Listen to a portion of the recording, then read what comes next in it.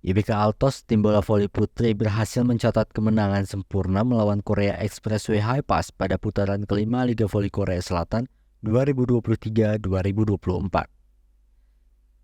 Pertandingan tersebut berlangsung pada Rabu 7 Februari 2024 di Gimnasium Gimseon, di mana IBK Altos mengalahkan High Pass dengan skor set 3-0. Pada set pertama, IBK Altos menampilkan penampilan yang sangat apik dipimpin oleh Brittany Abercrombie, membawa mereka unggul dengan nyaman hingga menutup set pertama dengan skor 25-20. Meskipun High Pass berusaha menahan, serangan Abercrombie membantu IBK Altos mempertahankan keunggulan. Di set ketiga, IBK Altos semakin tak terbendung dan hanya membutuhkan satu set kemenangan lagi untuk memastikan kemenangan mereka.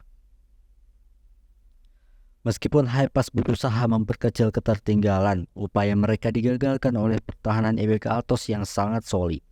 Di tengah-tengah set ketiga, IBK Altos semakin mendominasi dengan skor 16-13, dan Abercrombie terus memberikan kontribusi poin yang signifikan.